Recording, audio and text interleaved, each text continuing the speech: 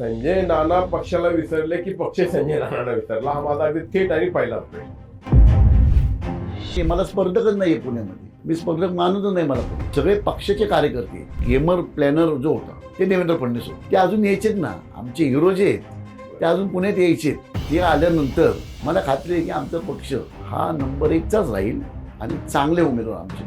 त्या आपल्या माध्यमातून एवढंच दादांना सांगणं आहे की आपण राज्यात आणि दिल्लीत आपण एकत्र आहोत. त्यामुळे बोलताना विरोधकांनी आता आपण स्थानिक लेवलला विरोधक आहोत एकमेकाचे, हे फक्त निवडणुकीपुरतं आहोत हे फक्त त्यांनी लक्षात ठेवावे.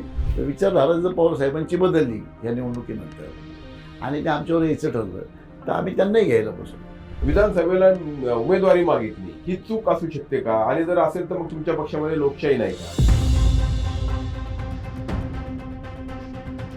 दादा पण 19 ते 21 सत्तेत होते ना, त्यावेळेस का नाही मग हे पाण्याचे प्रॉब्लेम सॉल्व्ह केले? 2 वर्षामध्ये सत्तेत होते ना दादा. 19ला आमची सत्ता जाऊन 22ला परत हे सगळे आमच्याकडे आले.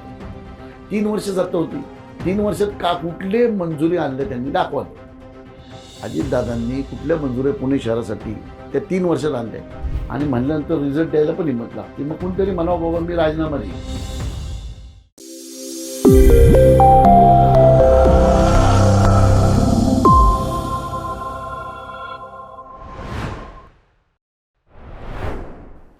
नमस्कार, टॉप न्यूज मराठीमध्ये आपलं स्वागत. मी अरुण मेहत्रे आणि आपण पाहतात आमचा मान्यवरांसोबत संवाद, अर्थात स्पेशल गेस्ट. आणि आजचे आपले स्पेशल गेस्ट आहेत संजय नाना काकडे. संजय काकडे जी भारतीय जनता पक्षाचे ज्येष्ठ नेते आहेत, राज्यसभेचे माजी खासदार आहेत आणि महत्त्वाचं म्हणजे निवडणुका आणि निवडणुकांचे अंदाज हा त्यांचा आवडीचा आणि अभ्यासाचा विषय आहे. आता महापालिकेची रणधुमाळी सुरू आहे, सगळीकडे निवडणुकीचं वातावरण आहे आणि अशावेळी संजय काकडेंची आठवण आपल्याला होऊ नये असं होणार नाही. आणि म्हणूनच आज आपण संजय काकडेंना आमच्या स्टुडिओमध्ये बोलवलं आहे. नाना, आपलं स्वागत. महापालिकेची निवडणूक होतीये. मला गेली महापालिका म्हणजे 2017ची महापालिका निवडणूक आठवते आणि त्या निवडणुकीमध्ये 2 स्टार पुणे शहरामध्ये होते. एक म्हणजे दिवंगत खासदार गिरीश बापट आणि दुसरे म्हणजे संजय काकडे. आज गिरीश भाऊ हयात नाहीत, मात्र तुम्ही भारतीय जनता पक्षाच्या या सगळ्या निवडणुकीच्या प्रक्रियेमध्ये आम्हाला आत्ता कुठे दिसत नाही आहात. काय नेमकं झालंय? संजय नाना पक्षाला विसरले की पक्ष संजय नानांना विसरला, हा माझा अगदी थेट आणि पहिलाच प्रश्न. असं आहे की आपण जसं नाव घेतलं बापट साहेबांचं, ते आपलं दुर्दैव की ते आत्ता निवडणुकीत नाही आहे. परंतु आमचा निवडणुकीच्या काळामध्ये एकमेकाचा संवाद खूप चांगला होता. राहिला प्रश्न, मी निवडणुकीपासून लांब आहे, भारतीय जनता पक्ष मला विसरलं का मी भारतीय जनता पक्षाला विसरलो? मी भारतीय जनता पक्षाला विसरणं कदापि शक्य नाही जोपर्यंत देवेंद्र फडणवीस स्वतः मला सांगत नाही की तू भारतीय जनता पक्षाला विसर, तोपर्यंत मला विसरायचं काही कारण नाही आहे. भारतीय जनता पक्षही मला विसरणार नाही जोपर्यंत देवेंद्र फडणवीस आहेत तोपर्यंत. त्यामुळं मला स्वतःला, मी 2012ला राजकारणात आलो, सक्रिय राजकारणात नाही पण 2012ला राजकारणात आलो. 2014ला बिनविरोध भारतीय जनता पक्ष स्वर्गीय गोपीनाथ मुंडे आणि नितीन गडकरी साहेबांच्या आशीर्वादाने आणि उद्धव ठाकरे साहेबांच्या आशीर्वादाने मी निवडून आलो. अपक्ष बिनविरोध. मी भारतातली एकमेव ही आहे घटना की अपक्ष बिनविरोध, तो पण कुठल्याही पक्षाचा सदस्य नसताना 52 आमदार आपल्याला पाठिंबा दिला आणि मी निवडून आलो. निवडून आल्यावर भारतीय जनता पक्षाला मी सहयोगी सदस्य झालो. तोपर्यंत मी कुठेही सक्रिय नव्हतो. 2017ला मला निवडणुका जशा लागल्या आपल्या पुणे महानगरपालिकेने, देवेंद्र फडणवीस साहेबांचा मला फोन आला की संजय तुम्हाला सक्रिय व्हावं लागेल, तुमचे काही लोक आपल्याला भारतीय जनता पक्षामध्ये घेणं गरजेचं आहे. आणि मी सक्रिय राजकारणाला सुरुवात केली. आपण होतंच 2017ला मी राजकारणामध्ये भारतीय जनता पक्षासाठी काय केलं आणि काय नाही. परंतु त्या 2012 ते 2000 जवळजवळ 20 करोनाच्या वेळेपर्यंत मी धंद्यावरनं पूर्ण माझं दुर्लक्ष झालं होतं. माझ्या व्यवसायामध्ये म्हणजे इथपर्यंत लोक सांगत होते ज्यांना अक्कल नाही आहेत किंवा ज्यांना बिझनेस सेन्स नाही आहे, अशी लोक सांगायचे की DS कुलकर्णीनंतर आता संजय काकडे चेअरमन जाते. इथपर्यंत अवस्था आली होती. परंतु जे काही लोक असे बोलत होते किंवा जे लोक असे ताशेरे मारत होते त्या लोकांकडे लक्ष न देता मी देवेंद्र फडणवीस साहेबांकडे गेलो की साहेब मला फक्त आणि फक्त 1.5-2 वर्ष मला मोकळीक द्या व्यवसायासाठी. आणि मग मी माझा व्यवसाय संपल्यानंतर तुम्ही सांगाल त्या पद्धतीने राजकारणात सक्रिय राहील. मला 2 वर्ष द्या असं मी त्यांना मागे 2 वर्षापूर्वी सांगितलं होतं. 2 वर्ष मला द्या साहेब, 2027ला राजकारणात पुन्हा येईल, सक्रिय होईल मी. म्हणून 2 वर्ष आणि मला अभिमान आहे त्या साहेबांचा की मला एका मिनिटात त्यांनी सांगितलं, संजय तुमचं सगळं कर्ज फिटेपर्यंत, कारण 8 वर्ष मी धंद्याकडे कुठलंच लक्ष न दिल्यामुळे काही पार्टनर नाराज होते, काही बँकांचं कर्ज घेतलं होते, जी नैतिक जबाबदारी मी पूर्ण विसरलेलो होतो राजकारणामुळंच. की बाबा सकाळी उठलं की कार्यकर्ते यायचे, आपण झोपेपर्यंत कार्यकर्ते, मग त्यात स्वतःचं स्वार्थच विसरून गेलो होतो मी. नंतर मी त्यांना म्हणते की 2 वर्ष मला हे सगळं कॅटलॉग भरायला लागतील आणि दैवकृपेने किंवा आपल्या कर्माने मी जे कर्ज होतं म्हणजे 1400 कोटी रुपये कर्ज मी आता 150 कोटीवर आणलं. 1250 कोटी रुपये कर्ज मी फेडलं. 150 कोटी रुपये राहिले ते पण या मार्चच्या आधी, म्हणजे मार्चच्या कुठल्याही परिस्थितीत मार्चच्या आधी कर्ज माझं शून्य होईल आणि मग मी सक्रिय राजकारणात पुन्हा सहभागी होईल. परंतु पुण्यामध्ये भारतीय जनता पक्षाची स्टेटस जे 2017 होतं आज तसंच्या तसं आहे. म्हणजे बघा, मी जरी रिवर्स आलो तरी मेघाताई आहेत, बापटसाहेब दुर्दैवानी गेले, त्यांच्या जागी चंद्रकांत पाटील आले, मंत्री आहेत. सिद्धार्थ त्यावेळेस शिरोळे होते, माझ्या खासदार शिरोळे खासदार होते, अनिल शिरोळे, त्यांच्या जागी मुरली मोहोळ आले. उलट एक एक्स्ट्रा मंत्रीपद आमच्याला मेघाताई आपलं माधुरताईंच्या ह्यांनी पुणे शहराला एक मंत्रीपद अजून आहे. म्हणजे त्यामुळं असं मला वाटत नाही की भारतीय जनता पक्ष कुठे पिछडीला आहे. ती जागा भरून, बापटसाहेबांची जागा भरून कुणी काढू शकत नाही. परंतु त्या जागेवर चंद्रकांत पाटील आत्ता मंत्री आहेत, माझ्या जागेवर मेघाताई आहेत आणि सिद्धार्थ म्हणजे अनिल शिरोळेंच्या जागी मुरली मोहोळ आहेत. म्हणजे जर का बघितलं मॅन पॉवर त्याच्यापेक्षा जास्त आज आमची आहे. पाहिलं हे माणसाला माणूस झालं काय असतं, प्रत्येक माणसाची काही वैशिष्ट्ये असतात.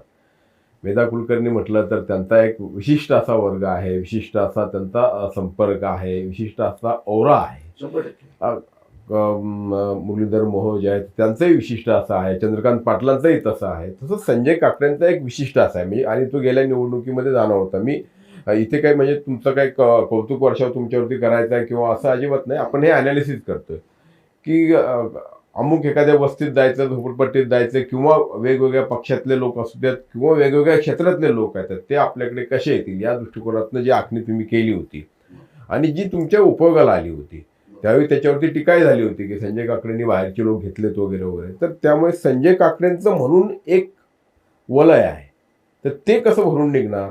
पण ती वलय माझी जितके पण कार्यकर्ते आहेत तुम्ही बघा प्रत्येक भागामध्ये, म्हणजे तुमच्या बोपोडी दापोडीपासून ते कर्वेनगर, आपल्या हिंजवडीपासून ते हिंजवडीचा काही भाग म्हणजे अलीकडचा भाग बाणेर बालेवाडीचा भागापासून ते अप्पर सुपरपासून आपल्या सदाशिव पेठेपासून खराडी वाघोलीपर्यंत कार्यकर्ते माझे सगळे काम करतात भाजपचे. मी स्वतः आणि देवेंद्र फडणवीस साहेबांची परवानगी घेऊन मी सध्या राजकारण आत्ता तात्पुरता बाजूला आहे किंवा माझा बिझनेस सेट व्हायचा आहे. माझ्यावर पण नैतिक जबाबदारी आहेत, काही जागा मालक आहेत, काही बँका आहेत, काही माझ्या अवलंबून असणारे लोक आहेत. त्याकरता काही कस्टमर ज्यांनी फ्लॅट बुक केलेत माझ्याकडे, त्या नैतिक जबाबदारीकरता मी दूर आहे. मला दूर पुणे शहरातला कुठला कार्यकर्ता ठेवू शकत नाही, हिंमतही नाही त्याची.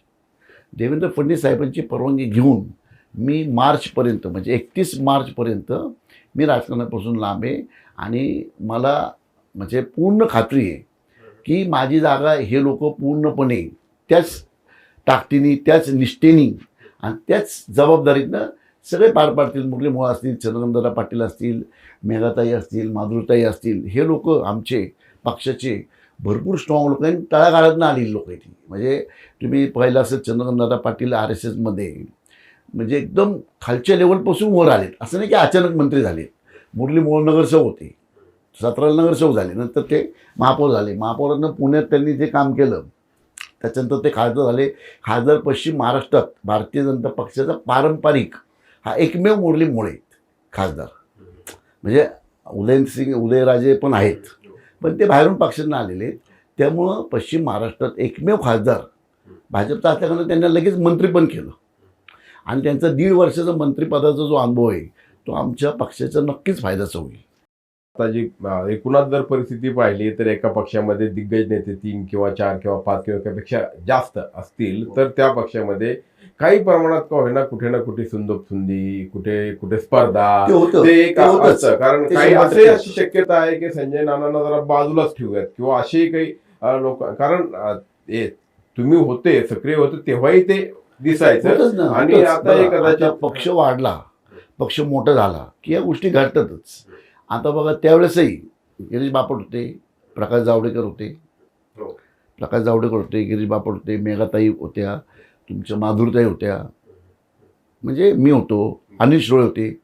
म्हणजे तुम्ही बघा 8 म्हणजे त्यावेळेस तर 6 आमदार होते आमचे 2017च्या निवडणुकीत. 6 आमदार, 3 खासदार. बघा संपूर्ण पुणे शहरात 8 आमदार होते आमचे, 8 होते. 8 आमदार, 3 खासदार आणि 3 मंत्री होते. चंद्रकांतदादा मंत्री होते, बापट मंत्री होते, जावडेकर साहेब मंत्री होते. असं नाही की नाही. त्यामुळं तेवढं पुरतं तेवढं चालतं. परंतु याचा अर्थ असं नाही की बाबा मला लोकांनी लांब कुठल्या पक्षातल्या लांबच्या स्पर्धक म्हणून लांब ठेवले असं नाही. मला स्पर्धकच नाही आहे पुण्यामध्ये. मी स्पर्धक मानतच नाही मला कोणी. सगळे पक्षाचे कार्यकर्ते आहेत.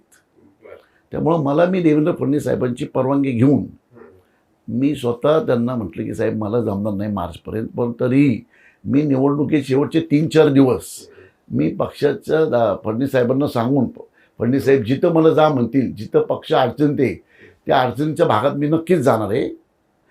फडणवीस साहेबांना सांगले साहेब 4 दिवस माझा धंदा मी बाजूला ठेवतो. एक माझी नैतिकता आहे, प्रदेश उपाध्यक्ष असल्या कारणाने माझी नैतिकता आहे की बाबा अशा वेळेस मी फिरलं पाहिजे. तर शेवटचे 4 दिवस मला खूप झाले.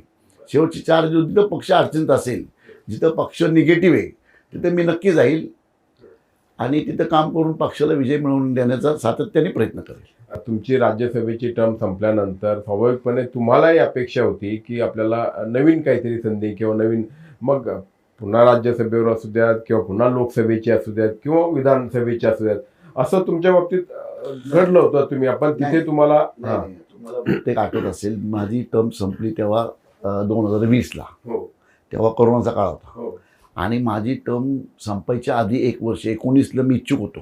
जेव्हा बापट साहेबांना दिल्लीला पाठवलं तेव्हा मी इच्छुक होतो. हे जग जाहीर आहे. तेव्हा माझी इच्छा होती की आपण लढवून येऊ. परंतु त्याच्यानंतर माझी टर्म 2020ला संपली. 20ला संपल्यावर नेमकं जेव्हा टर्म मार्चला संपली, माझी टर्म साधारण 10 मार्चला संपली आणि 25 मार्चला 23 मार्चला महाराष्ट्रात लॉकडाऊन लागलं. 2020-23 मार्चला लॉकडाऊन महाराष्ट्रात लागला आणि 25ला देशात लॉकडाऊन लागलं. त्या लॉकडाऊनमध्ये आपण 1 वर्ष काय आपणच पाहिलं, 1 वर्ष किती त्रास झाला. त्या 1 वर्षामध्ये माझं संपूर्ण इन्कमिंग पूर्ण थांबलं गेलं. बँकांचा तगादा खूप महाग लागला होता आणि मग मी ठरवलं की बाबा 2022ला आपण राजकारण लांब राहायचं. 21लाही करून आला होता परत, 1-3 महिन्याकरता परत लॉकडाऊन टाकलं. 22पासून मी मग ठरवलं की बाबा आता आपण 3 ते 4 वर्ष सक्रिय राजकारणानं बाजूला व्हायचं आणि तेव्हा देवेंद्र फडणवीस साहेबांची मी संमती घेऊन सक्रिय राजकारणानं 3 वर्षाकरता त्यांना म्हटलं मी लांब थांबतो साहेब, माझा बिझनेस सेट होऊ द्या. माझा बिझनेस परमेश्वर कृपेनी आणि आपल्या कर्मानी पूर्णपणे सेट झालेला. आता मी येणाऱ्या मार्चमध्ये मध्ये म्हणजे गेल्या निवडणुका ज्या झाल्यात लोकसभा आणि विधानसभा त्यावेळी पण तुम्हाला त्यावेळेस मी कुठेही पक्षाला तिकीट मागितलं नाही. त्यावेळेस मला स्वतःलाही चर्चेत होतं की चर्चेत असतं. कारण चर्चा का होती नाही, माझं मी कुठल्याही पक्षाकडं तिकीट नव्हतं मागितलं, कुठल्याच पक्षाला. भारतीय जनता पक्षाला पण मी 24ला तिकीट, कारण माझी परिस्थितीच तेवढी नव्हती. फायनान्शियल परिस्थिती पण बिकट होती. मला स्वतःचा बिझनेसमध्ये माझं पूर्णपणे मी ते 22-23ला झोपून दिल्यामुळे 24 कंटिन्यू 24-25-26 मी साहेबांना सांगितलं होतं की मी 26 मार्च 26 मार्च जेव्हा संपेल तर मी माझे काही गोष्टी ध्येय असतात. मी ध्येय ठरवलं की मला खासदार व्हायचं, मी झालो. मी ध्येय ठरवलं मला बिझनेसमॅन व्हायचं, मी झालो. मी ध्येय ठरवलं की हे कर्जातनं बाहेर पडायचं, ते झालं. म्हणजे आता 150 कोटी म्हणजे काहीच नाही. ते मार्चमध्ये 0 म्हणजे कर्ज मुक्त होईल मी मार्चमध्ये. आणि मग परत ठरवलं मला राजकारणात व्हायचं ते मला अवघड नाही कुठली गोष्ट. जोपर्यंत देवेंद्र फडणवीस माझ्या पाठीशी आहेत तोपर्यंत मला राजकारणात मला काही अडचण येईल असं मला वाटत नाही. जेव्हा मी माझ्या मनाने ठरवलं की नाही आता सक्रिय राजकारणात आपल्याला जायचं आहे, तेव्हा मी पाहिजे ते पद मिळू शकतो आणि देवेंद्र फडणवीस मला देऊ शकतो, एवढी मला त्यांच्यावर विश्वास आणि खात्री. पण मध्ये एकदा मला आठवतं की त्याला काही महिने झाले का वर्ष 1.5 वर्ष झालं असेल, एकदा तुम्ही खूप उद्विग्न झाला होतात आणि त्यावेळी एकदा तुमचं असंही वाक्य म्हणजे ऑन रेकॉर्ड आपल्याला सापडेलं आहे कुठे की बाबा हा भारतीय जनता पक्ष वापरा आणि टाकून द्या अशा पद्धतीची नीती. ते जे होतं माझं वाक्य, मी वापरून द्या आणि टाकून द्या असं माझं कधीच वाक्य नव्हतं. बरं. मला नाही वाटत मी असं बोललो असेल. बरं. मी 2019ला बोललो होतो, बरं. ते पण वापरून द्या टाकून द्या असे वाक्य माझं कधीच नव्हतं.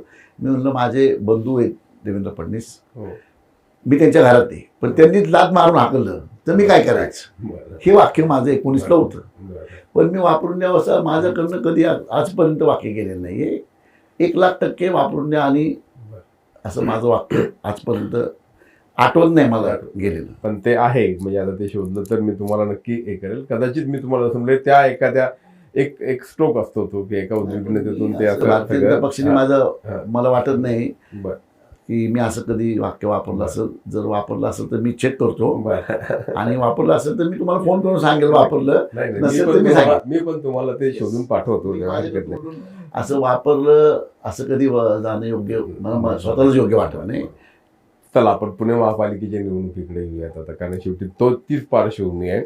आत्ताची परिस्थिती जर पाहिली तर विरोधी पक्ष एकत्र आलेत आणि तुमची महायुती मात्र ती काही टिकली नाही. कारण त्यातला मुख्यत्वे म्हणजे महायुतीमधले 2 घटक जे आहेत, पुण्याचा विचार केला तर एक अजित पवारांचे राष्ट्रवादी आणि दुसरं शिवसेना शिंदेची, ते दोन्ही पक्ष दूर गेलेले आहेत. तर हे योग्य वाटतं का तुम्हाला? नाही तर बघा, आपण बेस पकडून 99 पासून जाऊ, 95 पासून पण हरकत नाही जायला. 95 पासून ते आत्तापर्यंत राज्यामध्ये आणि देशामध्ये जे एकत्र पक्ष होते स्थानिक लेवलला वेगळेच लढलेत.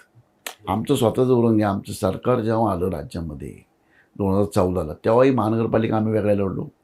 तेव्हा एकदम 27 महानगरपालिकांच्या निवडणुका नव्हत्या. माझ्या माहितीप्रमाणे 2017ला 10 महानगरपालिकेच्या निवडणुका होत्या. जेव्हा सत्तेत आलो तेव्हा पहिली महानगरपालिका 17 झाल्या, तेव्हा 10 महानगरपालिकेच्या निवडणुका झाल्या होत्या.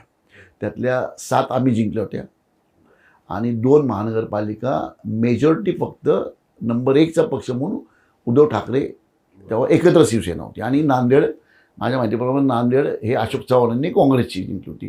तेव्हा सगळीकडे वेगवेगळे लढले होते. उलट काँग्रेस, मला चांगलं आठवते, काँग्रेस आणि राष्ट्रवादी काँग्रेस हे पुण्यात त्यांनी जिथं जमेल तिथं युती केली होती. त्यांनी केली होती, आम्ही नव्हती केली. आमचं तुम्ही पाहिलं पूर्ण म्हणजे जसं आम्ही 95 पासून किंवा त्याच्या आधी पण बघा, आम्ही जे लढलेलो आहे भाजप हे शिवसेना आणि भारतीय जनता पक्ष दिल्लीत एकत्र होते, राज्यात एकत्र होते, तरी महानगरपालिकेला वेगवेगळं लढलो होतो आम्ही. आणि नंतर आम्ही महानगरपालिकेत शिवसेनेला महापौर केलं मुंबई महानगरपालिकेत आणि त्यांना पाठिंबा दिला. इथं शिवसेनेने आम्हाला पाठिंबा दिला, ठाण्यामध्ये आम्ही त्यांना पाठिंबा दिला, नाशिकला आम्हाला त्यांनी. असं निवडणुका झाल्यानंतर स्थानिक लेवल जे नेते निर्णय घेतात, आता आमचे 95-98 नगरसेवक होते, 98. नंतर शिवसेनेचे नगरसेवक आमच्याकडे 5 आले, म्हणजे 98 आणि 5 103 झाले. नंतर राष्ट्रवादी काँग्रेस सगळे मिळून 5 नगरसेवक परत आमच्याकडे आले, म्हणजे 108 नगरसेवक आमचे आले. आता तुम्ही सांगा, अजित पवारांना 163-165 जागा लढवायच्या होत्या. आमच्या स्वतःच्या 108 जागा सोडून राहतात जागा 52-53 काही जे राहतात ते. त्यात एकनाथ शिंदे आणि अजित पवार म्हणजे अजित पवार दादा, त्यांच्या दोघांना आम्ही किती सीटं त्यांनी दिली असते, 25-25 30 सीट आले. दोघे लढले नसते आमच्याबरोबर. साहजिक आहे, कारण त्यांचेही 2 आमदार आहेत पुण्यात, सेकंड नंबरला 2 आमदार आहेत. त्यामुळं त्यांनी युती आमच्याबरोबर करणं त्यांच्या पक्षाच्या दृष्टिकोनाने योग्य नव्हतं आणि ते केलंच नाही त्यांनी. आम्ही त्यांना 27-28 जवळजवळ 30 सीटांची ऑफर दिली होती तरी. आणि एकनाथ शिंदेंना माझ्या माहितीप्रमाणे, जे मला वरून माहिती मिळाली, आम्ही त्यांना 22 सीटापर्यंत गेलो होतो. तर 22 आणि 30 52 सीटं आम्ही सोडायला तयारच झालो होतो. तसंही म्हणजे आम्ही सगळे सीटं सोडायला तयार होतो, 2 नंबर असू 3 नंबर असू. परंतु त्यांच्या पक्षातनं जो रेटा होता, अजितदादांच्या पक्षानं रेट होता की बाबा आपण सगळीकडे लढू. आम्हाला ह्या गोष्टीत एक आनंद झाला की आमचाच घटक पक्ष स्ट्रॉंग झाला आहे, जो काही झाला आहे तो तुरळक का होईना झाला आहे, हे जग जाहीर आहे. परंतु आमचा पारंपरिक जो विरोधक आहे तो शून्य झालेला दिसत नाही का तुम्हाला? पारंपरिक भारतीय जनता पक्षाचा शत्रू कोण आहे? काँग्रेस. अजितदादा आमच्याच घटक पक्ष आहे, दिल्लीत पण आमच्याबरोबर आहेत, राज्यातही आमच्याबरोबर. पण काँग्रेस आम्हाला जे आमचं ध्येय जे होतं ते आमचं पूर्ण झालेलं दिसते आम्हाला सध्या. नाही, पण आत्ताची परिस्थिती जर पाहिलं तर आता अजित पवार सोडून गेले, पण ते आणि शरद पवार राष्ट्रवादी, शरद पवारांची राष्ट्रवादी ते एकत्र आले. त्याच्यामुळे चुरस वाढली असं म्हणतात की एकतर्फी राहिली नाही भाजपसाठी निवडणूक. असं नाही. हे बघा, मला असं वाटतं की तुतारी म्हणजे पवार साहेबांची जी तुतारी आहे कुठं दिसली नाही मला तरी. मी पुण्यात फिरतोय ना, त्या रविवारी मी सगळ्या साईटवर चक्कर मारली. माझ्या जाताना सगळ्या दिसतात, लोकांच्या रॅलीत दिसतात, काही टू व्हीलरवर, काही फोर व्हीलरवर, काही रिक्षांमध्ये. तर मला तुतारी कुठंच दिसली नाही. त्यामुळं ते त्यांचं दोघांचं इंटरनल कनेक्शन आहे, दादांचं आणि पवारसाहेबांचं. ते मला वाटत नाही त्याचा इफेक्ट आमच्यावर जास्त काय होईल. त्या मागच्या वेळेस पण अजितदादा, पवारसाहेब आणि काँग्रेस एकत्र होते, आमच्यावर काहीच इफेक्ट झाला नाही. तर आता ही नुसते वातावरण आहे. आमचा जेव्हा हुकुमी हक्क आहे, आम्ही सगळे, मी असेल, गिरीश बापट होते त्यावेळेस, जावडेकर होते, मेघाताई होत्या, चंद्रकांत पाटील नव्हते त्यावेळेस, परंतु माधुरीताई होत्या. हे आम्ही लिडिंगचे जे लीडर होतो, ह्याच्या मागं आमचं सगळ्यांचा मेन जो गेमर प्लॅनर जो होता ते देवेंद्र फडणवीस होते. ते अजून यायचेत ना, आमचे हिरो जे आहेत ते अजून पुण्यात यायचेत. ते आल्यानंतर मला खात्री आहे की आमचा पक्ष हा नंबर 1चाच राहील आणि चांगले उमेदवार आमचे निवडून. पण आता अजित पवार तुम्हाला सोडून गेलेत आणि गेले आणि ते तुमच्यावरती जाम, म्हणजे एका अर्थाने तुम्ही पाहिलं की कालच्या सभा, पत्रकार परिषदा, त्यांनी अक्षरशः की भारतीय जनता पक्षाला सत्तेचा मात चढलाय, त्यांनी भ्रष्टाचार बोकाळलाय, महापालिका जणू काही विकून खाल्ल्यात, म्हणजे पिंपरी चिंचवड, पुणे, अशी त्यांची हे आहे, लाईन आहे. असं काही नाही आहे. माझ्या माहितीप्रमाणे मी काल आम्ही त्यांचं पत्रकार परिषदही पाहिली, एक बालेवाडीतलं भाषणही पाहिलं. ते थोडेसे ॲग्रेसिव्ह झालेले नाही असं नाही आहे. परंतु महानगरपालिकेच्या स्थानिक निवडणुकांना आम्ही प्रत्येक वेळेस आमचा जो अपोजिशन पार्टी असतो स्थानिक, म्हणजे मागच्या आम्ही, आमच्या विरोधक होता काँग्रेस, शिवसेना, आम्ही त्यांच्यावर पण ॲलिगेशन केले. शिवसेना आमच्या बरोबरीने सत्तेत बसायची, ते आमच्या ॲलिगेशन करत होते, आम्ही त्यांच्या ॲलिगेशन. पण माझं ह्या आपल्या माध्यमातून एवढंच दादांना सांगणं आहे की आपण राज्यात आणि दिल्लीत आपण एकत्र आहोत. त्यामुळे बोलताना विरोधकांनी, आता आपण स्थानिक लेवलला विरोधक आहोत एकामेकाचे, हे फक्त निवडणुकीपुरतं आहोत, हे फक्त त्यांनी लक्षात ठेवावे. कारण स्थानिक काय होतं की स्थानिक नगरसेवक जे असतात ते नेते जे तिथं बोलतात, बाबा दादा असं झालंय तसं झालंय, त्यांना काही लोकांना नाराज असते, तिकीट न मिळाल्यामुळे त्या पक्षात जातात. मागच्या वेळेस त्यांचे आमच्या पक्षात आले होते, आजही त्यांचे बरेच लोक आमच्या पक्षात आले, असं नाही की नाही आहे. म्हणजे वांजळे जे माझे आमदार होते, रमेश वांजळेंची मुलगी दादांच्या पक्षात होती, ती आमच्याकडे आली. बाळा धनकवडे, कात्रज, आंबेगाव, धनकवडे परिसरातला तो नगरसेवक त्यांच्या पक्षात, तो आमच्या पक्षात आला. असे बरेच दादांचे पण लोक आमच्या पक्षात आलेले, आमचेही त्यांच्याकडे गेलेत. तेव्हा त्या निवडणुकीपुरतं आम्ही एवढं सांगतो इच्छितो मी तुम्हाला की देवेंद्र फडणवीसांचे आणि अजितदादांचे रिलेशन हे मला माहिती आहे किती चांगले आहेत. निवडणुकीमध्ये स्टेजवर गेलं की आपला तात्पुरता विरोधक असतो, तो तेवढं ॲग्रेसिव्ह होणार, ते आम्ही होणार. बघा तुम्ही निवडणुकांमध्ये आम्ही आता साहेब यायचेत आमचे, आणि दादांच्या लेवलला साहेबांनीच बोलणं योग्य राहील.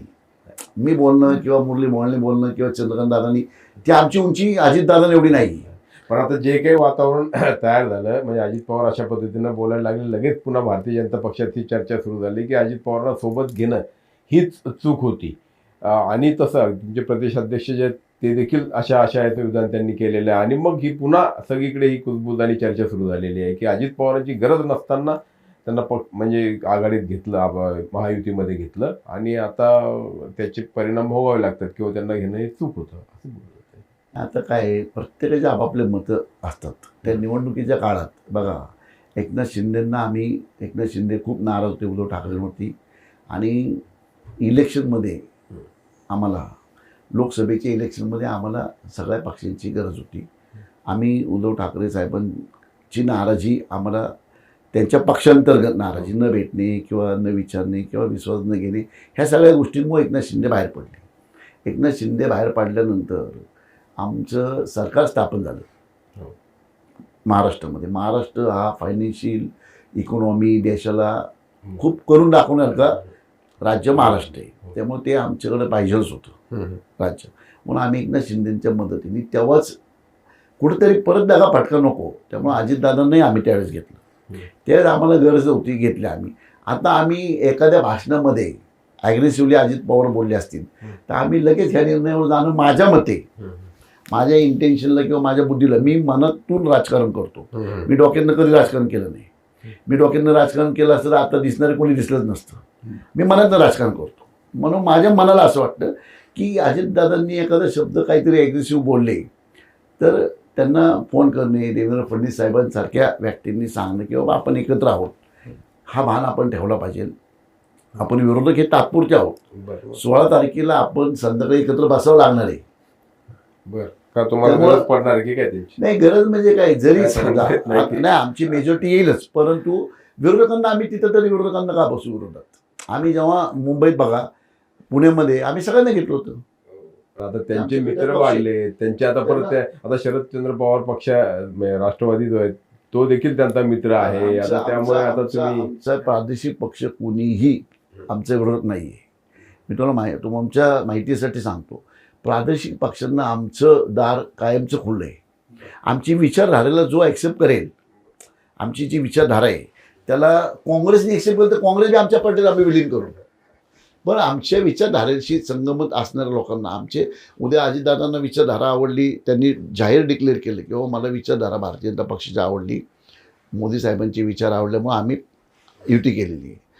आणि अशा वेळेस जर का वाटलं अजितदादांना तर आम्ही परत 16 तारखेला रात्री निकालाच्या दिवशी आम्हाला गरज वाटू न वाटू आम्ही अजितदादांबरोबर राहू. आम्हाला काही त्याच्याबद्दल म्हणजे त्यांचे काही निवडून येऊ, जे आता त्यांचे 28 आहेत, 25 आहेत, जे काही निवडून येतील ते पण आम्ही आमच्याबरोबर राहू. कारण आम्हाला दिल्लीमध्ये आम्ही एकत्र आहोत, राज्यामध्ये आम्ही एकत्र आहोत. शरद पवार पण काँग्रेस आमच्या विरोधक आहेत आत्ता, पण आमचे पारंपरिक शत्रू नाही आहेत. शरद पवारची विचारधारा जर बदलती विचारधारा शरद पवारची 78ला पण बदललेली आहे, 83ला. ते तर म्हणतात की राजकारणात कुणी कुणाचा कायम शत्रूपेक्षा विचारधारा, आम्ही कोणाला शत्रू मानतच नाही. राजकारणात शत्रू हा एका देशातल्या अंतर्गत शत्रू नसतात, हे विरोधक असतात, विचारधारेचे विरोधक असतात. तर विचारधारा जर पवार साहेबांची बदलली या निवडणुकीनंतर आणि ते आमच्यावर यायचं ठरलं तर आम्ही त्यांनाही घ्यायला बसलो. पुण्यामध्ये किंवा पिंपरी चिंचवडमध्ये तुमच्या पक्षामध्ये मोठ्या प्रमाणावरती इन्कमिंग झालं, बाहेरच्या लोकांना पुन्हा घ्यावं लागलं. म्हणजे जे गेल्या वेळी तुम्ही केलं होतं, ज्याचे तुम्ही करते धरते होतं, यावेळी पण तीच का गरज निर्माण व्हावी की बघा, 25 लोकांना मला वाटतं बाहेरच्या लोकांना. मागच्या वेळेस मी सांगतो, मागच्या वेळेस आमच्या पक्षामध्ये 25 नगरसेवक होते फक्त. 25 नगरसेवक असल्या कारणाने आम्ही जिथं कमजोर आहोत, जसं बोपोडी दापोडे असेल, दत्तवाडे असेल, कर्वेनगर असेल, अप्पर सुपर असेल किंवा नगर रोडमधलं प्रभाग नंबर 2, प्रभाग नंबर 3, प्रभाग नंबर 1, प्रभाग नंबर 6 अशा जागी जिथं आम्ही कमजोर होतो, जिथं भारतीय जनता पक्षाची पोच खूप कमी, लोहियानगर झोपडपट्टी असेल, कुठलंही बघा, जिथं आमच्या नगरसेवकांना सिंगल वार्डामध्ये 500 आणि 2च्या प्रभागामध्ये 2000-3000 वर मग कधी गेली नव्हती. तिथं आम्ही पक्षामध्ये जर इन्कमिंग झालं आणि आम्ही करून घेतलं तर त्याचा रिझल्ट तुम्हाला आमच्या 98 नगरसेवक निवडून येण्यामध्ये दिसला. त्याच्यानंतर आम्ही प्लॅनिंग केली की 98 जरी आज आपले असले तरी आपण आकडा वाढवायचा आहे. त्यामुळे जिथं आम्ही पडलो आहे, मागच्या वेळेस आमचे एवढं प्लॅनिंग करून पण जिथं आम्ही पडलो आहे, उदाहरणार्थ सचिन दोडके किंवा सायली वांजळे जो वारज्यातला प्रभाग आहे, जिथं दिलीप बराटे नगरसेवक होते, आता त्यांचा भावाचा मुलगा आहे भारतभूषण, त्यांच्या भावाचा मुलगा आहे, पहिले दिलीप बराटे होते, त्यांचा भावाचा मुलगा आहे आमच्याकडे आला. म्हणजे 3 नगरसेवक तिथं आमचे 4ही नगरसेवक पडले होते. तिथं 4ही नगरसेवक त्यांचे होते. आज अशी परिस्थिती 4ही नगरसेवक आमची निवडून होती. जिथं तुम्ही आता बाळा धनकवडेला आम्ही घेतला, बाळा धनकवडेमध्ये वर्षा तापकीर आमचे एकटे निवडून आले होते. तिथं बाळा धनकवडे आणि वर्षा तापकीर आणि भारतीय जनता पक्षाचे कार्यकर्ते किंवा पारंपरिक मतं जेव्हा 4ही आमचे तिथं निवडून येतील. तसंच आम्ही बापू पटरेचा मुलगा, बापू पटरे आज शरद पवार गटांमध्ये, पण त्यांच्या मुलाचे त्यांचे एक विशिष्ट लेवलला मुलाचे त्यांच्या 30 वर्षाचा डिफरन्स आहे. विचारधारेत बदल झाल्यामुळं त्यांचा मुलगा आमच्याकडे आला. तो पण प्रभाग आमचा 4 नंबर प्रभाग आहे जो, तिथे आमची 4 निवडून येतील. म्हणजे हे 4 आणि 4 8 आणि 4 12 नगरसेवक आमचे डोळे झाकून वाढले आज. मग तिथं आम्ही पडलोच होतो, जिथं आम्ही पडलो आहे. बरं, तिथनंही सर्वे केला आम्ही, काही जागी आमच्या पक्षाचे पण उमेदवार दिले तिथं आम्ही, किंवा जो निवडून येऊ शकतो त्यांना सपोर्टला दिले आम्ही. त्याला असं नाही की सगळेचे सगळे हे केलेत. जिथं सर्वे करून जिथं निवडून यायची क्षमता आहे किंवा जिथं आपण पडतोय तिथं निवडून येण्याची क्षमता जे आपण घेतले ते राजकारणातलं एक डावपेच असतात. ते राजकारणामध्ये तेवढ्या पुरते म्हणजे आपल्याला वापरावंच लागतं, त्याला नाही विलाज असतो. तसे अजित पवारने पण वापरले. आमचे जेव्हा तिकीटं वाटप झालं आमचे नाराज त्यांनी भरपूर घेतले.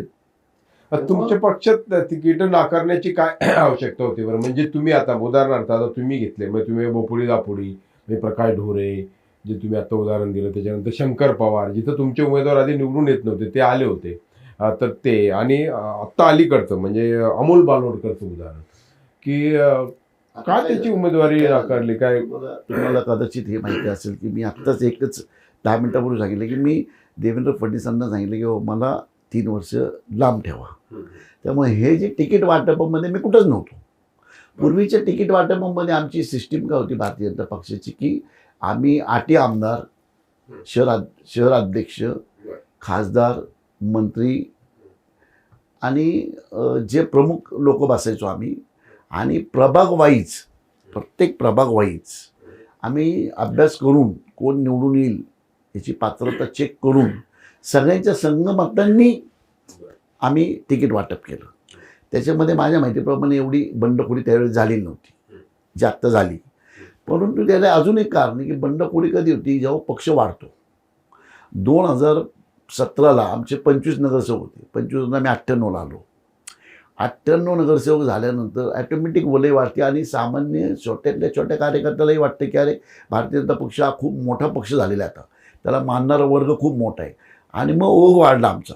कधी आत्ता निवडणुकीच्या वेळेस तर खूप लोक आले आमच्या, पण 2017ची निवडणूक झाल्यानंतर 2019ला पण आमच्याकडे खूप मोठ्या प्रमाणात. नाही, ते बरोबर आहे ना की बंडखोरी किंवा हे सगळं का होते. मुद्दा असा आहे की जो व्यक्ती, जो उमेदवार निवडून येण्याची शक्यता आहे, मी उदाहरण अमोल बालोडकर सारखं, की त्याला का तुम्ही उमेदवारी, म्हणजे आता ठीक आहे तुम्ही त्या प्रक्रियेमध्ये नव्हतात, पण एक भारतीय जनता पक्षाचे नेते म्हणून काय वाटतं की हे योग्य आहे का अयोग्य आहे हे तुम्ही, कारण काय की विधानसभेला उमेदवारी मागितली, ही चूक असू शकते का? आणि जर असेल तर मग तुमच्या पक्षामध्ये लोकशाही नाही का? लोकशाहीच्या माध्यमातूनच आता तिथं चंद्रकांतदादा पाटील तिथं आमदार आहेत, मेघाताई तिथं पूर्वी आमदार होत्या, मुरली मोहोळ पण खासदार असून कोथरूड विधानसभेमध्येच आहेत. हे तिघांनी बसून निवडणुकीला येण्याचा निष्कर्ष चेक करूनच ते निर्णय घेतला असेल असं मला वाटतंय. म्हणजे मला जे मनाला वाटतं तेच मी सांगणार तुम्हाला. उगाच काहीतरी बोलायचं म्हणून बोलण्यात काही अर्थ नाही, कारण मी या पूर्ण भागामध्ये सक्रिय नव्हतो.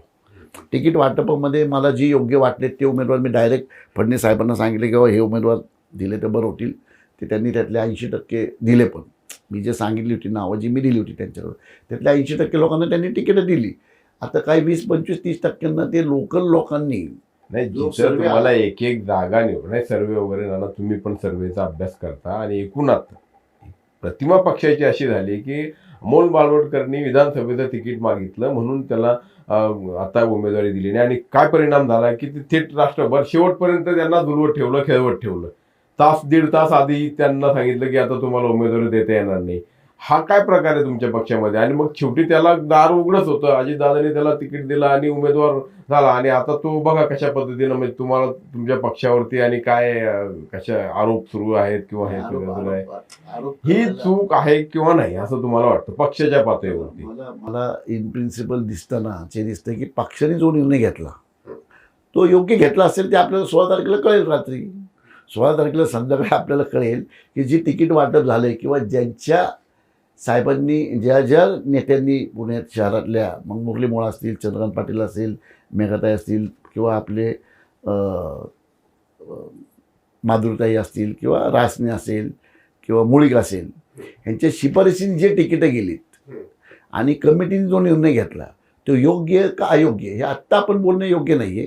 ते 16 तारखेला रात्री आपण बसून त्यावेळेस ठरवू आपण की आमचा निर्णय जो आहे तो किती यशस्वी झाला. मी तुम्हाला सांगतो, आत्ताही मला खात्री आहे जेव्हा देवेंद्र फडणवीस उतरतील मैदानात तेव्हा तुम्हाला चित्र उलटं दिसेल. आज वाटत असेल तुम्हाला मीडिया किंवा प्रेस किंवा अजित पवारचा ॲग्रेसिव्हपणामुळं की बाबा तो पक्ष आमच्या बरोबरीला आला आहे किंवा थोडा मागं पुढे, पण जेव्हा देवेंद्र फडणवीस उतरतील मैदानात तेव्हा चित्र खूप वेगळं दिसेल. पण आता त्यांनी तर थेट तुमच्या पक्षाची कशा पद्धतीनं कुंडली काढायला सुरुवात केली आहे.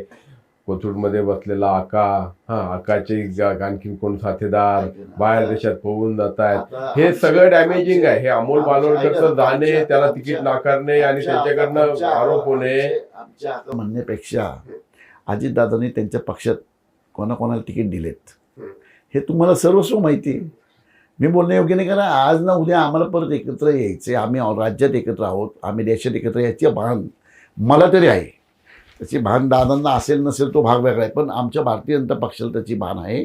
आणि मी इतका मोठा नेता नाही किंवा पुण्यात एवढं मोठं कुणी नेता नाही आहे की दादांना उत्तर देण्याकरता देवेंद्र फडणवीस येतील, ते त्यांना चोख उत्तर देतील. तुम्हाला कधी कुठला काही शब्द एखाद्या वेळी दिला गेला होता का केवळ म्हणजे जसं ठीक आहे तुम्ही सांगितलं की तुम्ही एकदा खासदार होतात, नंतर मग तुम्ही 19ला या लढण्याची इच्छा व्यक्त केली, ती मी आली नाही, पण आता तुम्ही एवढं सगळं मागच्या महापालिका निवडणुकीमध्ये पक्षाच्या यशामध्ये तुमचं मोठं योगदान झाल्यानंतर ठीक आहे तुम्ही बिझनेसमध्ये काही अडचणी आल्या म्हणून दूर राहिलात, पण शेवटी काय असतं की कामाला येणाऱ्या माणसाला त्याचं क्रेडिट मिळतं, श्रेय मिळतं, शब्द दिले जातात त्याला. असं कधी काही शब्द दिला गेला होता काही तो पाहायला? मी आत्ताच सांगितलं तुम्हाला की मी स्वतः 3 वर्ष म्हणजे जसं माझी टर्म संपली तसा कोरोना लागला.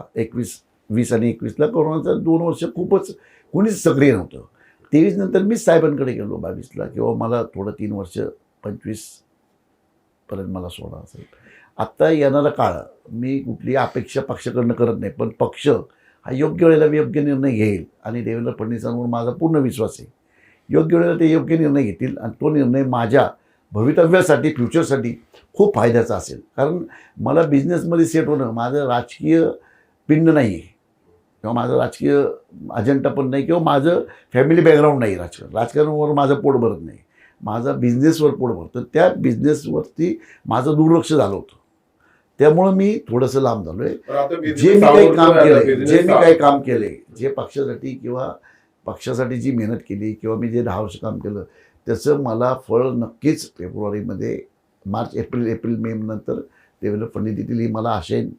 त्यांनी ते शब्द खूप कमी लोकांना देतात आणि दिला तर ते पूर्ण करत, किंवा काही लोकांना शब्द न देता माझ्या डोळ्यात एकच असं झालं की साहेबांनी फोन केलेत, हे तू विधान परिषदेचा फॉर्म भर, हे तू राज्यसभेचा फॉर्म भर. म्हणजे स्वप्नात नसणाऱ्या माणसांनाही त्यांच्या लक्ष असतं कोणी पक्षासाठी काय करेल, कोण पक्षासाठी कुठं फायद्याचा माणूस ठरेल, ते त्यांचे कॅल्क्युलेशन असतात. हे मी स्वतः डोळ्यांनी पाहिले 10 वर्ष त्यांच्यावर राहून. त्यामुळं मला अपेक्षा आहे की बाबा मार्च नंतर माझं जेव्हा बिझनेसमधनं मी मोकळा होईल तेव्हा मी साहेबांकडे जाईल की मी आता बिझनेसमधनं पूर्ण मोकळा झालो साहेब, माझं स्टेबिलिटी बिझनेसमध्ये आहे आणि तुम्ही जो निर्णय घ्याल तो मला मान्य राहील. हे मी सांगितलं, मग त्यांनी काही निर्णय घेऊ. पुणे पिंपरी चिंचवड महापालिका दोन्ही महापालिकामध्ये भारतीय जनता पक्षाची सत्ता होती. अगदी मोठ्या काय म्हणतात त्याला मताधिक्याने मेजॉरिटीने सगळे आलेले होते. एकूणच महापालिकांचा कारभार कसा राहिला हो तुम्हाला असं वाटतं? कारण ठीक आहे दिसतात चकाचक गोष्टी वगैरे, काय मेट्रो धावते आणि काय नदीकाठ सुधारणा वगैरे सगळं चाललंय, पण शहर बकाल होत चाललंय. तुम्ही बांधकाम क्षेत्रामध्ये आहात, किती अवघड आहे मला सांगा बाहेरचा माणूस तुमच्या शहरामध्ये राहायला किंवा घर घ्यायला. सहजासहजी हल्ली जी पूर्वी डिमांड होती ती नाही राहिलेली आता. मला हेच एक माध्यमातच अजितदादांनाच काल भाषण त्यांचं मी बालेवाडीत ऐकलं की बकाल झाले शहर आणि पेरूच्या बागा होत्या, शेती होती वगैरे वगैरे. तर मग शहरी भागामध्ये अजूनही पेरूच्या बागाच लावायच्यात का? पेरूच्या बागांनी रोजगार मिळणार आहेत का? ऊसानी रोजगार मिळणार आहेत का? पेरूच्या बागा मी उद्या लावायला सांगितलं. पेरूच्या बागामध्ये दादा शेतकरी पण आहेत. मला दादांना ओपनली सांगायचं की दादा पेरूच्या बागाला आता लेबर मिळेल काय पुणे शहरामध्ये? म्हणजे आपण एका बाजूने बोलतो की वा सिटी डेव्हलप झाली पाहिजे आणि ते म्हणतं पेरूच्या बागाला मी बघायचो. आज तिथं ज्या पेरूच्या बागा झाल्या तिथं जवळजवळ बालेवाडीमध्ये 1 कोटी स्क्वेअर फूट IT झाले. 1 कोटी स्क्वेअर फूट IT मध्ये 10,000 लोक काम करते. 10,000 लोक, 10,000 लोकांनी फ्लॅट घेतले. देशाची इकॉनॉमी वाढती, रोजगार मिळतो. ते पाहायचं आपण का बागा लावत बसते पेरूच्या बागा? बरं पेरूचे मला एक सांगा डेव्हलपमेंट होणं हे चुकीचं आहे का? आज पुणे शहरामध्ये आपल्या अख्ख्या भारताच्या नकाशावरती पुणे शहर आहे आत्ता. कुठं की आत्ता सगळ्यात जास्त फ्लॅट विकलं गेलेलं शहर हे पुणे शहर आहे. मी तुमच्या माहितीसाठी म्हणतो, पूर्वी बँगलोर होतं, त्याच्यानंतर हैदराबाद होतं आणि त्याच्यानंतर मुंबई होतं. इकॉनॉमीमध्ये मुंबई नंबर 1 होतं. म्हणजे तुम्ही जर का आत्ता काढलं ते स्टॅम्प ड्युटी भरण्यामध्ये मुंबई आजही एक नंबरला आहे. पण क्वांटिटीमध्ये जास्त फ्लॅट विकलं गेले म्हणजे ते पुणे शहर आहे. ते का किंवा पुणे पहिल्यापासून पुण्यनगरी IT ह्याच्या एज्युकेशन हब आहे. एज्युकेशन हबमध्ये पुण्यामधनं 5 लाख विद्यार्थी दरवर्षी बाहेर पडतात. 5 लाख विद्यार्थ्यांना इथं IT मध्ये विद्यार्थी अवेलेबल होऊन परदेशाला IT कंपन्या येतात. IT कंपन्या आल्या की ते रोजगार मिळतात की घराची उपलब्धी होती. शहर मोठं होतंय, डेव्हलप होतंय. हे चुकीचं आहे का? पण या शहराला सुविधा मिळतात का? प्रश्न काय की आता बाणेरमध्ये जायचं म्हटल्यानंतर पूर्वी 20 मिनिटात जायला लागायचे, आता तिथं तास लागतो. ट्रॅफिक जाम आहे, पार्किंगची सुविधा नाही, कचरा प्रश्न आहे. तुम्ही सुविधाचं बोला, हा. 1,00,000% बोला, त्याबद्दल काय नाही. तेच म्हणतो. पण तुम्ही मी पिरूच्या बागा लावायला गेला, नाही, त्यांना सांगू आपण ते बारामतीतच लावा. हा, ते काय- बारामती तिथं लेबर मिळतात, तिथं- तिथं जमीन भरपूर आहे, तिथं इंडस्ट्री एवढी मोठी पण मग नाही. आता इथे ठीक आहे. पण तो आपल्या इथं बघा पण इथं महापालिकेने काय देवे लावले ते सांगा, म्हणजे की 24/7चं काम फायनल स्टेजला आहे. ते किती वर्ष झाले? फायनल स्टेजला आहे आता फायनल स्टेजला आहे. हो, तुम्हाला ते- तुमच्या माहिती सांगतो, रोड बऱ्यापैकी आता जो DP डिक्लेअर झालाय त्याच्यामध्ये बऱ्यापैकी सगळे रोड मोठे केलेत आपण. आज मेट्रो, मी तुम्हाला माहिती सांगतो, महाराष्ट्रामध्ये भाजपाने काम केलेलं मी तुम्हाला फोटो पाठवतो, मी अनुभवी आहे स्वतः. मला मुंबईवरून बँगलोरला जायचं होतं आणि मी 5 वाजता, माझी फ्लाईट होती 6:30ची आणि मी 5 वाजता वरळीच्या तिथं होतो. आपल्या सदन हॉटेलचंच एक सदन हॉटेल आहे वरळीला कॉर्नरला, तिथं मी चहा पित होतो. मी म्हटलं आता पोचू शकत नाही मी तिथून चालत गेलो, मेट्रोमध्ये बसलो, 15 मिनिटात मी एअरपोर्टला पोचलो. मी स्वतः फोटो दाखवतो तुम्हाला, मी एअरपोर्टवर बसलेले. मी माझ्या बायकोला पाठवलं फोटो, तो स्क्रीनशॉट काढून. ती म्हणली मेट्रो कुठं, म्हणजे इथं पुणे शहर पण मेट्रोचं जाळं इतकं चांगलं पसरलं आहे. जे भारतीय जनता पक्षाने कामं केली त्या 7 वर्षात, ती काँग्रेसने का नाही केली? 25 वर्षात मेट्रोचं प्लॅनिंग 25 वर्षापासून पुणे शहरात आणि मुंबईत होतं, का नाही झालं? अटल सेतू कधी 2009ला टेंडर काढलं होतं, आठवतं आहे आपल्याला? झालं नव्हतं. आम्ही सत्तेत आलो, 3 वर्ष अटल सेतू केले. गेले 25 वर्षापासून मुंबईचे जे कोस्टल रोड होते ते झाले होते का? आम्ही सत्तेत आल्यामुळे झाले. पुणे शहरात मेट्रो कलमडे आणणार होता कधी? 2004ला. 4चं स्वप्न ते आम्ही 17-18ला पूर्ण केलं. 18ला पहिली मेट्रो चालू झाली आपली, तुम्हाला माहिती असेल. आमचं तर म्हणणं होतं की पूर्ण पॅच चालू करू. मी इथं दीक्षित होते म्हणलं साहेब आपल्याला विधानसभेला आमच्या फायदा होईल, तुम्ही पूर्ण पॅच चालू करा. केले नाही, एक पॅच चालू होईल संधी. म्हणजे डेव्हलपमेंट झाली नाही असं नाही, रस्ते मोठे झालेत. हा, आता पाण्याचं नियोजन, अजितदादा काल पाण्यावरनं बोलले, पाण्याचं नियोजन करूच, आपण करणारच आहे, असं नाही की नाहीच आहे. पण मध्ये दादा पण 2 वर्ष सत्तेत होते, विसरले ते. दादा पण 19 ते 21 सत्तेत होते ना, त्यावेळेस का नाही मग हे पाण्याचे प्रॉब्लेम सॉल्व्ह केले? 2 वर्षामध्ये सत्तेत होते ना दादा. 19ला आमची सत्ता जाऊन 22ला परत हे सगळे आमच्याकडे आले. 3 वर्ष सत्ता होती. 3 वर्षात का कुठले मंजुरी आणल्या त्यांनी दाखवा. तो अजितदादांनी कुठल्या मंजुरी पुणे शहरासाठी त्या 3 वर्षात आणल्या? 3 वर्ष पालकमंत्री पण होते ना. पण मी उत्तर देणं, मी पात्रता नाही आहे माझी एवढे अजितदादांना उत्तर देणं. देवेंद्र फडणवीस आमचे जे नेते आहेत ते उत्तर देतील नाही, पहिल्या सभेतच देतील सगळे उत्तर. पण हे प्रश्न केवळ नागरिकांचेच नाही तर तुमच्यासारख्या व्यावसायिकांचे पण आहे. असं म्हणतोय मी की शहरात तर माणसाला अक्षरशः त्रासलाय, बाहेर पडला की गाडी कुठे लावायची, पार्किंगचा प्रश्न आहे, स्वच्छतागृहांचा प्रश्न पुणे आहे. शहरामध्ये 1914 पासून 1914 ते आज आमच्याकडनं टाउनशिप किती पास झाल्या बघा, आमच्याकडनं डेव्हलपमेंटची कामं किती पास झाली बघा. रिव्हर्स मेकॅनिझममध्ये जा तुम्ही 14 ते 4 10 वर्षात बघा. मध्ये 3 वर्ष ते सत्तेत होते, पालकमंत्री होते, तेव्हा काही कामं झाली ती बघा. आमच्याकडे सत्ता आली, कामं घेऊन आपण, तुम्हाला माहितीच्या आधार कामं सगळे मिळू शकतात, कोणी किती केली. त्यामुळं माझी पात्रता नाही अजितदादांना किंवा आमच्या कुठल्या नेत्याची. ते उपमुख्यमंत्री आहेत, 6 वेळा टर्म आहेत त्यांच्यावर आम्ही बोलणं योग्य नाही. देवेंद्र फडणवीस साहेबच त्यांना उत्तर देतील आणि आम्ही भान ठेवून उत्तर देऊ. म्हणजे आमचा घटक पक्ष आहे, ही निवडणूक 16पर्यंतच आहे, हे भान ठेवून आम्ही उत्तर देऊ. असे पुण्यामध्ये एक त्रिकूट आहे आणि ते त्रिकुटाने पुणे शहराची वाट लावलेली असं साधारणपणे त्यांचं विधान होतं. आणि त्यांनी महापालिका असं म्हटलं की अक्षरशः तिरकुटच्या आधी तुम्ही 3 वर्ष होता, तिरकुटच्या आधी तुम्ही 2004ला पालकमंत्री झाला, 14 पण होते. 2004ला पालकमंत्री झाले दादा. मला चांगलं आठवलं, दादा खूप माझे मित्र आहेत, माझ्यावर त्यांचे उपकार आहे. मी जाहीर सभे म्हणजे ओपनली सांगतो, त्यांचे उपकार आहेत माझ्यावर त्यांचे उपकार आहेत, खूप खूप उपकार आहेत. तो भाग एक वेगळा झाला. ते माझ्या मनात आहेच आहे, त्यांच्याबद्दल आदरच आहे. परंतु त्यांनीसुद्धा आपण घटक पक्षाबरोबर आदर बाळगावा आणि स्टेजवर आपण 16 तारखेपर्यंत विरोधक आहोत. पूर्ण महाराष्ट्रामध्ये विरोध आहे. 27 महानगरपालिका आहेत, त्याच्यात जिल्हा परिषद होतील, पण आपण तेवढ्या पुरतंच विरोधक आहोत. असं कुठलं लँग्वेज आलं की आपल्या विरोधी पक्षांनी जो विधानसभेत किंवा लोकसभेत आपल्याबरोबर बसला आहे त्यांनी आपलं हसू करायला नको, असं त्यांनी दादा. कारण बोलताना कसं आहे की फडणवीसही म्हटले होते की आम्ही वेगवेगळे यासाठी लढतोय की जो एकत्र लढलो तर तिसऱ्याला लाभ व्हायला नको. म्हणून आणि आता मी आत्ताच परिस्थिती- आपल्याला बोललो हा, की आम्ही वेगळं लढतोय म्हणून तशी तिसरं फार तळागाळात गेलेलं आहे.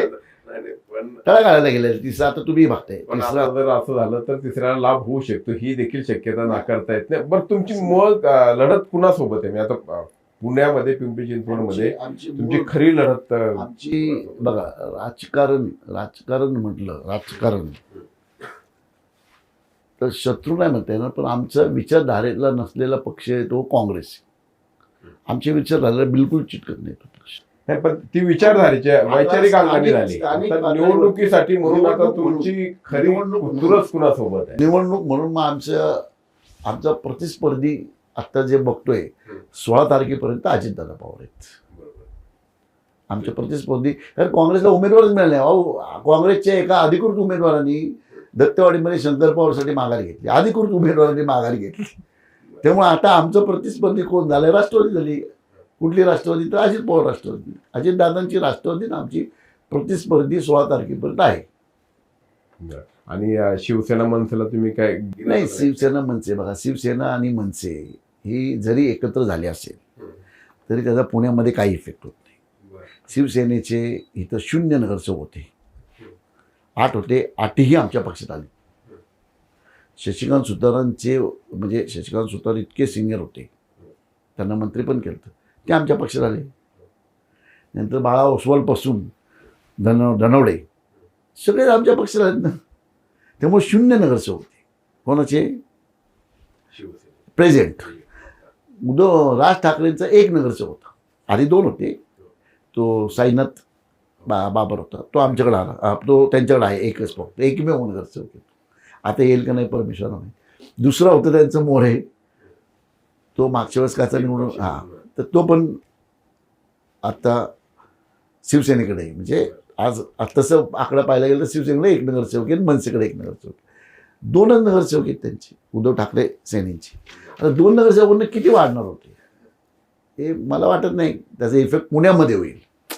मुंबईत म्हणलं तर थोडासा इफेक्ट होईल. निवडून येण्यासाठी इफेक्ट नाही होणार. निवडून येण्याची एवढी संख्या त्यांची दोन्ही एकत्र झाली तरी होणार नाही. कारण काँग्रेस वेगळं लढते. काँग्रेसचे विचारधाराची लोक वेगळी आहेत. उद्धव ठाकरे साहेबांना मानणारा वर्ग वेगळा आहे, राज ठाकरे साहेबांना मानणारा वर्ग वेगळा आहे. राज ठाकरे साहेबांकडे आमची स्वतःची भारतीय जनता पक्षाची काही विचारधारा पूर्वी गेली होती त्यांच्याकडं. जेव्हा 2012च्या निवडणुका बघाल तुम्ही तर राज ठाकरेंचे मुंबईमध्ये 32 नगरसेवक होते, पुण्यात 29 होते, नाशिकला 42 होते, कल्याण डोंबिवलीमध्ये 35 होते. म्हणजे इतके नगरसेवक होते. कारण आमचेच काही विचारधारेची लोक त्यांना मत देत होते. भारतीय जनता पक्षाचे विचारधारा तुम्हाला खोटं वाटेल. नंतर जिथं जिथं आमचे भाजपचे नगरसेवक आले तिथं सगळे राज ठाकरेंचे लोक पडली. पुण्यामध्ये 2 झाले, औरंगाबाद नाशिकमध्ये 6 का 7 झाले, मुंबईत 6 होते, 5 शिवसेने गेले, 1 आमच्याकडे आला, 0 झाले. ठाण्यामध्ये 4 का 5 होते. नंतर त्यांना पूर्णपणे डावललं गेलं. कारण त्यांची वागणूक एक बाळासाहेबांच्या वागणुकांचाच ते डमी व्हायला गेले, पण ते जमलं नाही त्यांना. त्यामुळं त्यांचं त्या निवडणुकांमध्ये त्यांच्या क्रेजमध्ये पानिपत नाही झालं. अजूनही क्रेज आहे त्यांची, बोलण्याची शैली आहे ती आवडती लोकांना, ऐकायला येतात लोक. रूपांतर मतात होत नाही. रूपांतर मतात बघा मागच्या 2007ला सगळे मिळून 1 डझन नगरसेवक होते. त्यामुळं आता मला वाटत नाही की ते लोक भाऊ एकत्र झाले. सगळ्याच भावांनी एकत्र व्हावं, भावाभावात भाईचारा असावा. आपण तर सगळ्या समाजाला भाईचारा व्हावं म्हणतो, त्यांच्यात भाईचारा व्हावं ती आनंदाची गोष्ट आहे, रिअली आनंदाची गोष्ट आहे. 2 भाऊ एकत्र झाले, परंतु त्याचं मताचं परिवर्तन मला नाही वाटत होईल. तुम्हाला 16 तारखेला दिसेलच, बिलकुल होणार नाही मताचं परिवर्तन. तुम्हाला शेवटचा प्रश्न, तुम्ही 16 तारखेला दिसेल म्हणतात, गेल्या निवडणुकीच्या वेळी तुम्हाला आठवत असेल आपण वाडेश्वर कट्ट्यावरती एकत्र आलो होतो आणि आपण एक चिठ्ठी सगळ्यांनी अंकुश काकडेंनी दिली होती आणि मग त्या चिठ्ठीमध्ये कोणाला किती जागा येतील असं सगळे बोलले होते. तर आम्ही त्यात होतो. आम्ही सांगितलं भाजपला का, म्हणजे मी सांगितलं होतं काहीतरी भाजपला 70-75 येतील, आणखी कोणी 60 म्हटलं, कोणी 100.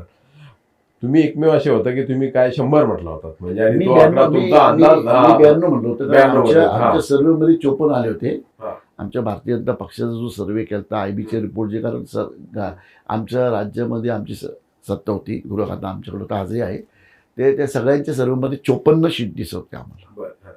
आणि मला आठवते एक आमची टिळक रोडची सभा फेल गेली होती न्यू इंग्लिश स्कूलची, हो हो धीरज घाटेच्या मतदारसंघातली.